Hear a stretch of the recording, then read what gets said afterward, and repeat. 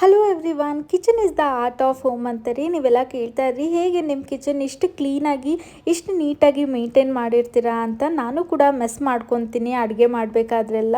But night ಅಡುಗೆ ಕೆಲಸ ಎಲ್ಲ ಆದಮೇಲೆ ಒಂದು ಕಡೆಯಿಂದ ಎಲ್ಲ ನೀಟಾಗಿ ಕ್ಲೀನ್ ಮಾಡ್ಕೊಂಡ್ಬಿಡ್ತೀನಿ.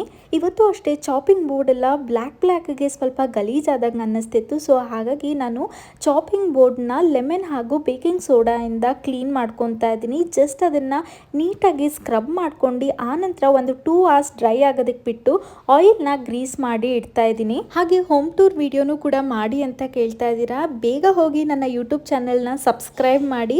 50K ಸಬ್ಸ್ಕ್ರೈಬರ್ಸ್ ಆಗ್ತಿದ್ದಂಗೆ ನಾನು ನನ್ನ ಹೋಮ್ ಟೂರ್ ವಿಡಿಯೋನ ಅಪ್ಲೋಡ್ ಮಾಡ್ತೀನಿ. ಇನ್ನು ಊಟ ಎಲ್ಲ ಆದಮೇಲೆ ಡಿಶಸ್ನ ಡಿಶ್ ವಾಷರಿಗೆಲ್ಲ ಲೋಡ್ ಮಾಡಿ ಆನಂತರ ನಾನು ಕೌಂಟರ್ ಟಾಪ್ನು ಕೂಡ ಡೈಲಿ ಕ್ಲೀನ್ ಮಾಡ್ಕೊತೀನಿ. ಆಗ ಬೆಳಗ್ಗೆ ಈಸಿ ಆಗುತ್ತೆ ನನಗೆ ಅಡುಗೆ ಮಾಡೋದಕ್ಕೂ ಕೂಡ ಕ್ಲೀನ್ ಆಗಿರುತ್ತೆ ಅಲ್ವಾ. ಹಾಗಾಗಿ ಇದಾಗಿತ್ತು ನನ್ನ night cleaning routine. Thank you for watching.